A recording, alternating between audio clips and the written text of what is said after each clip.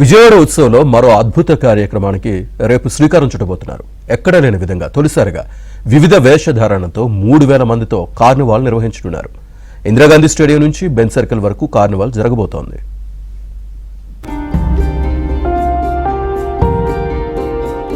దసరా ఉత్సవాల సందర్భంగా ఏపీ ప్రభుత్వ సహకారంతో సొసైటీ ఫర్ వైబ్రెంట్ విజయవాడ ఆధ్వర్యంలో జరుగుతున్న విజయవాడ ఉత్సవంలో మరో అద్భుత ఘట్టం ఆవిష్కృతం కానుంది. విజయదశమి పండుగ శోభను దేశ విదేశాల్లో చాటి చెప్పేలా Guinness book of world records లో చోటు సంపాదించాలన్న లక్ష్యంతో ఎంపీ కేశినేని చిన్ని ప్రత్యేక కార్నివాల్ కు శ్రీకారం చుట్టారు. అక్టోబర్ 2న సాయంత్రం 5 గంటల నుంచి 7 గంటల వరకు విజయవాడ మున్సిపల్ స్టేడియం నుంచి ప్రారంభమయ్యే ఈ కార్నివాల్ బెంజ్ సర్కిల్ వరకు వైభవంగా సాగనుంది. 3000 మంది కళాకారులు వివిధ కళారూపాలను ప్రదర్శించనున్నారు. అద్భుతమైన సాంస్కృతిక ప్రదర్శనలతో ప్రజలను మంత్రముగ్ధులను చేయనున్నారు. ఉత్సవాల్లో భాగంగా దసరా పర్వదినాన కార్నివాల్ నిర్వహిస్తున్నామని, ఈ కార్నివాల్ కు సీఎం చంద్రబాబు ముఖ్య అతిథిగా వస్తున్నట్లు చెప్పారు. 11వ రోజు చివరి రోజు గౌరవ ముఖ్యమంత్రి నారా చంద్రబాబు నాయుడు గారు ఇక్కడ రాబోతున్నారు. గౌరవ ఉప ముఖ్యమంత్రి పవన్ కళ్యాణ్ గారు కూడా వద్దామని అనుకున్నారు, కానీ ఆరోగ్య పరిస్థితుల వల్ల చూస్తున్నాం. బాగుంటే తప్పకుండా వారు కూడా అటెండ్ అవుతారు. అన్నిటికన్నా ముఖ్యంగా విజయవాడ ఉత్సవంలో రేపు జరగబోయే కార్యక్రమం భారీ ఎత్తున దసరా వేషగాళ్లతో పాటు కళాకారుల ప్రదర్శన ఉండబోతుంది. సుమారు 3000 మంది కళాకారులతో భారీ కార్నివాల్ ర్యాలీ విజయవాడ నగరంలో పెట్టబోతున్నాం.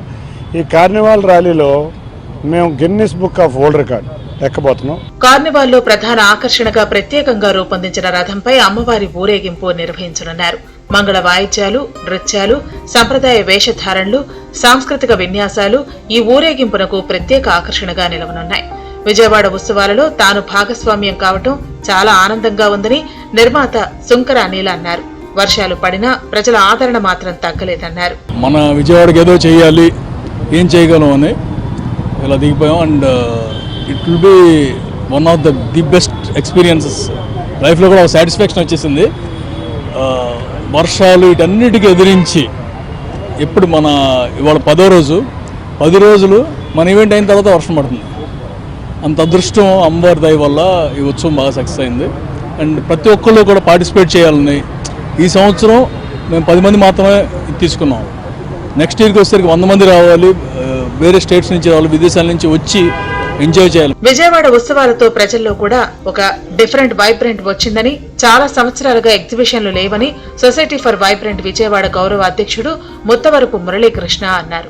దసరా రోజు వేలాది మందితో జరిగే కార్నివాల్ అద్భుతంగా ఉండబోతుందన్నారు. చాలా రోజు విజయవాడలో ఎగ్జిబిషన్స్ లేవు. యాక్చువల్గా జనరల్గా మనకి రిలాక్సేషన్ కోసం పబ్లిక్లో మనకి విజయవాడ ఉంది ఏంటంటే ఎంటర్టైన్మెంట్, సినిమాలు తప్పితే వేరే యాక్టివిటీ లేదు. యాక్చువల్గా జనరేషన్ మార్పు వచ్చింది, కొత్త జనరేషన్ వచ్చింది, కొత్త జనరేషన్ ఎక్స్పెక్టేషన్ కూడా మారిపోయినాయి. యాక్చువల్గా వైబ్రెంట్ అంటే ఏంటి, మన జనం వైబ్రెంట్ పది ఎందుకు వాడతామంటే జనంలో ఒక హుషారు, ఒక ఉత్సాహం, ఒక ఉల్లాసం అది ఉండాలంటే ఏంటి, ఒక యాక్టివిటీ ఏదో ఉండాలి కదా.